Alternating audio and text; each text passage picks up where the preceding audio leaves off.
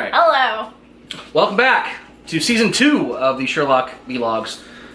Season 2 of Sherlock opens up with the scandal in Belgravia, a scandal in Belgravia. Before we get to the plot, though, we should explain how the cliffhanger was resolved. You know, I can't really remember, George. They're all standing there with guns pointed at each other, and then you hear. Is it Moriarty's cell phone? Yeah. Oh, that's what I was trying to think of in the last one. He gets the call, and I remember, like, it's really tense, and, like, he's still got a gun or something. Sherlock's Yeah, that's still, in this pointing episode. it. Yeah. And, like, he's just, like, slowly on this cell phone call, and he's, like, walking around the And very pool. quiet, and then he gets big.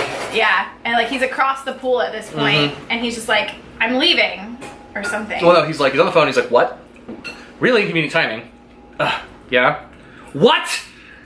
Listen to me. If you are lying to me, I will skin you. Ooh. And then he hangs up and he's like, sorry to dash. More important business. And he leaves, and then Sherlock's like, catch you later. Then we get to the plot of the episode, which involves a woman who's known only as the Woman. Irene Adler's her name. This is the Naked Woman episode. Oh. The one Sherlock Dominatrix? loves. Yes. She's got some scandalous pictures of the Queen or the Queen's daughter or somebody involved. Someone in the royal family. In some sexy things. So they're summoned. John and Sherlock are summoned to the palace, but Sherlock refuses to go. Like, he's in the apartment, not wearing pants, and they drag him off in a helicopter, and they're sitting in Buckingham Palace, and Sherlock's got a sheet around him, and Watson sits down, and they're just like alone in Buckingham Palace. Are you wearing pants? No. And they both just kind of giggle. And then Watson's like, I have the strongest urge to steal an ashtray. Because they're in royalty, you know. Yeah. And then the Queen, Mycroft comes in and tells him what's up. Like, this is what's going on, I get those pictures back, blah, blah, blah, blah. And Sherlock's like, boring, don't want to. Palace intrigue, tits, who gives a shit? And Mycroft has one of my favorite lines, which is, Sherlock Holmes, the Queen has asked you for your service. Put your trousers on. So they're going to do it. They're going to do the thing. They head over to Irene's place, and on the way, we see Irene, who knows Sherlock is coming because Moriarty has told her. Yeah. They're in cahoots. Yeah. Sherlock's coming, so she starts planning, like, how should she dress? That's her thing. She's like, she can just control men, or really anybody. And it's all about, the first impression and playing people. So she's, like, trying on outfits, putting makeup on, then she's like, her assistant is like, have you said what you're gonna wear? Have you said what you're gonna wear? And Irene's like, yeah, this. And he's like, of course, your best look. And Sherlock, meanwhile, is doing the same thing with Watson. Like, you gotta plan a thing, blah, blah, blah, blah, blah. And then Sherlock's like, punch me in the face. And Watson's like, sorry? Yeah, I just said, I want you to punch me in the face. Did you not hear me? No, I always hear you say that. So Sherlock goes to the door, wounded, like his whole thing. But when they meet Irene Adler, she's just fucking naked. Yeah. Which, of course, John is like, hello. And Sherlock doesn't care at all. And anyway, the two of them end up on a adventure, I guess, together. Sherlock is ensorcelled because it's the one woman, like, he calls her the woman because, like, that's the only one that matters to him. The one person who can kind of get one up on him, the one that's clever enough, smart enough. There's also that wonderful sequence where someone died way out in the woods, like in the middle of nowhere. A guy reported it, and there was a guy standing there looking. He heard a noise, looked up, and the guy was dead. But there was no gunshot wound, nothing. It turns out it was a boomerang. Oh, that's where we first see the Mind Palace. The first hints of it, yeah. Yeah. And Irene is there trying to solve it with Sherlock, and she kind of figures it out a little bit. Like, so you can see their connection's pretty strong. Yeah. At a certain point, like, they end up with her phone, which is encrypted with a a four-letter passcode. It says blank, blank, blank, blank, blank, locked. So you gotta get the passcode. And Irene Adler fucking disappears. Like, she completely, fools Sherlock and leaves. But she needs that phone because it's got all of the blackmail shit that she needs to survive. Yeah. And she's gone for like a year, and that's where we get Christmas. And Sherlock at Christmas, he's very sad. He misses Irene. He's playing the violin. And they're having Christmas parties. So Lestrade is there, the inspector. Of course, Mrs. Hudson, Watson's current date. And Molly shows up looking absolutely lovely with her lipstick and her hair done up. And she's got a little present. And Sherlock's like, oh, look at you, dressed up for some date, I suppose. And Watson's like, Sherlock, oh, what? I've been bored for months. Let me just do this, right? Let me see, hair up, so clearly it's someone you've known before, because they wanted out of that. Presents are always stupid, Christmas is dumb, blah, blah, blah, blah, blah. You just want to just give it to someone, and then he takes the present and it says, to Sherlock. And even for a moment, he stops being a dick. He's like, ooh. And she goes, why must you spoil everything? Which I feel like is sort of our relationship sometimes. Why must I spoil everything with my jokes? I tell you to stop. if you're spoiling stuff. Well, I'm not too Sherlocky, I hope. No. So anyway, he's trying to guess the fucking password. If you guess it too many times, it's gonna lock forever, so they have to get in there. Meanwhile, there's a bunch of, like, Sherlock and Watson become famous because Watson's been writing a blog. Oh, yeah! Which is getting more and more hits. Someone talks to him to solve something? No. That's how he gets his cases. People come to him via the blog and say, we help. But isn't it used, like, in a part? Or was that the previous episode we talked about? Didn't someone post something on a blog once to, like... Yeah, that was in the season 1, episode 3? Yeah, that's Moriarty contacted him that way. So... there's a montage of them solving cases, getting more and more famous. At one point, they're so famous that they're being mobbed on the street. They can't get out to go back to their apartment. So in desperation, they're like in behind the scenes of the theater. Sherlock just kind of grabs hats and he's like, "Here, put these on, and we'll pull them down over our eyes." Yeah, and it's the fucking the hat the and Sherlock hat. the deer stalker cap. Yeah. So they get that. Brim in the front. They get that moment in there. Back. All of the cases are references to actual Sherlock Holmes stories. So, like, the Speckled Band is a Sherlock Holmes story. In the show Sherlock, it's the Speckled Blonde. Mm-hmm. Things like that. So they've been getting more and more famous. Sherlock's, of course, annoyed because he has a website, too, which shows 387 different types of tobacco and their various uses and things like that. Essentially it's a bunch of forensic science stuff. But Sherlock's blog, which is his versions of the stories, gets way more hits, and Sherlock doesn't like how the stories are told because Watson's always like, "Arrogant little Sherlock," things like that. Watson's blog. Yeah, what did I say? Sherlock. Sorry, Watson's blog. Anyway, so that's going on behind the scenes, and we see a few cases that Sherlock can't solve.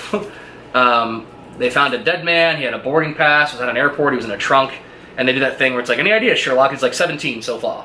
He does that before, and then he checks some stuff. He's like, "All right, 10. Checks up more things. 3. Checks more things. All right, 1." And they couldn't solve it. Like, they can't solve a thing. And there's a bunch of cases like that where you see glimmers of them. At the end, you discover that there's going to be an attack on Britain and thing, and essentially it's the same problem they had in the Imitation Game. The idea of, like, if you know an attack is coming and you stop the attack, that means that the enemy knows that you know their code. Kind of a thing. By the way, Benedict Cumberbatch is in the Imitation Game. Excellent stuff. So the solution to that, Mycroft's solution to that, is to fill a plane with already dead bodies, so that when the terrorist attack happens, that plane goes down, there'll be casualties, but not really. But Sherlock fucks that all up and solves the case, and thereby undoing all this work that Mycroft and the government has done. So Sherlock feels like a fucking shithead. At the end, Irene Adler is finally caught, and they have to get into her phone, and she's essentially won. She's like, "I want this, I want that, I want immunity," and Mycroft's like, okay. But Sherlock had, like, felt her wrist at one point and looked into her eyes, and, like, he noticed that her pulse quickened and her eyes dilated. So he knows that, like, while she was pretending to love him, she actually does care for him. Mm-hmm. And this is a eye-rollingly stupid moment, but I like it. The 4 key passcode, it's not like a date or a number or anything like that. The phone says, "I am locked." But before locked, it says, "I am ... locked." So the password is SHER. I am Sherlocked. Which, I mean, we both are. We're doing a review on the internet for it. We're Sherlocked. I know, but I would never explain it like that. That's pretty stupid. I mean, but that's kind of cute at the same time. It is, and it's cool to see, like, when Irene is gone and out of his life, it's clear, and, like, at one point we think that she's been killed because they take her phone away. That's her protection. We think that she's been killed. Seeing Sherlock dealing with that in his very Sherlocky kind of way, it's cool to see Watson protecting his friend. Yeah. Like, once again, they laying that in. However, I don't remember that part. However, at the end, they reveal that Irene Adler is not dead. Sherlock traveled to wherever, put on a burqa, and saved her. Like, he was about to chop her head off, and instead he was like, "Run." Does she ever come back again? She does, but only in his head. Okay. So that's most of what goes on. It's, Sherlock has a love interest for the first time. I think Molly and Irene might interact at one point. It's very much Molly's like, "Oh my god, who is this bitch? Like, she's so tall and pretty and yada yada yada." Anyway, that's pretty much everything that happens in that episode. There's a lot of moments where she's very overtly sexual and Sherlock doesn't know how to deal with it because he's not sexual at all. Like, he does, like, a Sherlocky monologue where he figures something out very quickly and cites the 17 points of evidence, blah, blah, blah. And she's like, "I would have you on that desk so many times that you wouldn't be able to walk for a week." And Watson's like, "Oh my god." And Sherlock's like, I don't even, what do you mean? Like, my legs work just fine. There's also a moment where they're doing, Sherlock and her, Irene are like flirting or doing their version of flirting. And John's like, I don't remember what he says, like, my middle name is Credence or whatever. In case you're looking for baby names. Like, John's very much like, oh my god, you guys, like, just fucking get it over with. You so, like, stop it, get out of my apartment, you know. It's that kind of dynamic. Do you remember anything else about this? Nope, not a thing. Right. I'm waiting for 2 more episodes. Yeah, I mean, season 3 is really where, A, that's the thing we've seen most recently. Yeah. B, it's the best season. Yeah. And C, it's got the most memorable kind of, like, it's the funniest, it's the most dramatic, it's the most fucking heartbreaking. Season 2 didn't really do anything for me until the last 10 minutes of it. I really, really love Scandal in Belgravia. A lot of people, like, again, the Tumblr fans, shout out to Tumblr fans, and my Facebook fans. Thank you, by the way, for keeping that shit going. I promise I will start updating it with more Tumblr posts. People fucking love Scandal Belgravia because it's like Sherlock with a girl. Yeah. Like, and of course, Tumblr's all about like who's dating who, and obviously everyone on Tumblr wants Sherlock and John to fuck because they're adorable together. Yes. And like, I get it. I'm with them. In fact, no, there we go. In that episode, John throughout the series, Mrs. Hudson has been saying like, oh, John, like, it's cool that you're gonna live with Sherlock. We have all sorts here. There's a couple down the street there. I'm not gay. In this episode, Irene either says, like, making references to John and Sherlock, man, you're so protective of him. It's really very sweet how protective you are of him. And John's like, we're not a couple. And she's like, yes, you are. Yes, they are. They are absolutely a couple. They're so codependent and into each other. The only one who knows that Irene Adler is alive is Sherlock. Everyone else thinks that she was executed out in the world because, obviously you can't be a blackmailing psycho bitch and not have repercussions. But Sherlock saved her, so as far as the last time we see her is in his mind palace, way back in season 3. So we don't know if she'll come back as an actual character or not. Anything else you got? I don't have anything for this one. Sorry, it's all you. I'll jump in later. Well, the next one, hopefully you'll have even more to say, because I don't like it very much. It's the Hound of the Baskervilles. I don't remember anything from that episode. I'm pretty sure I skipped it. That's the first time you really see his mind palace for reals. Like, he actually says mind palace and goes to his mind palace, and he starts waving words around. And we'll get there in the next video.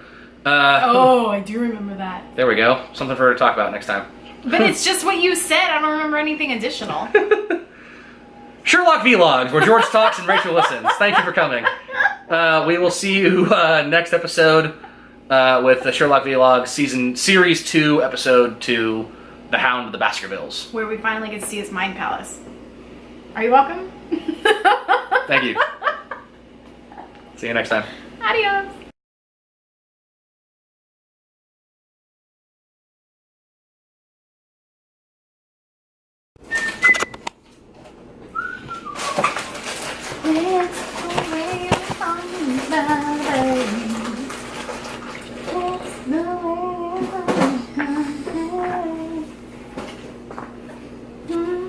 I'm gonna sit there.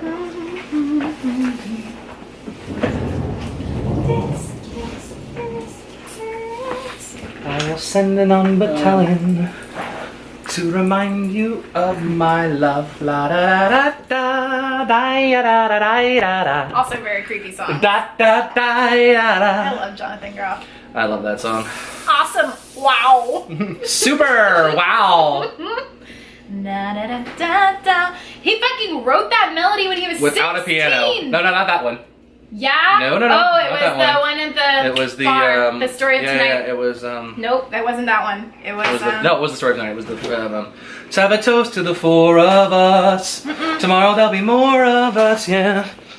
Was it? Sing it. I can get the book for it if you want, but yeah. Yeah, no, seriously. I'm like, I need to fact check that right now. Story of tonight. Let's have another round tonight. Let's have a glass to freedom. Something they can never take away, no matter what they tell you. And the song he wrote originally was, I've got a bridge to sell you. Tomorrow there'll be more of us. Tomorrow there'll be more of us. Singing the story of tonight. And then I loved Let's have another round tonight. there's that part about, right, they're talking about the woman who plays... I wrote this melody when I was 16. Thank you. We'll get there, everybody. I'm obsessed with it right now, so it's cute. They did this whole thing where, like, or in the one of the before Satisfied, and they have the bit about the actress who played. I didn't read. I'm not that far in the book. Oh, sweet, I'm ahead of you. In the book, yes. And yeah, and she's like, I can't. Or someone said, I can't. What are you trapped? No, I'm just Either she joking. said or he wrote in the liner notes, I can't remember, like, I cannot wait until Hamilton is done in high schools, and I can't wait for the girl who gets to play Angelica and, like, bust all those rhymes out, and, like, the Oh my hardest God. songs are by the girl. Oh yeah. Like, I'm like, that's why I was like, I'm gonna learn that whole song, and I'm gonna get it to work on my ukulele, and it's gonna be awesome. Yeah, that song is pretty. I like it. I like it a lot. It's like Benjamin Franklin and his kite. You see it, right? Yeah. Electric. You forgot the key. Shit. Key in the kite. You see it, right? Anyway.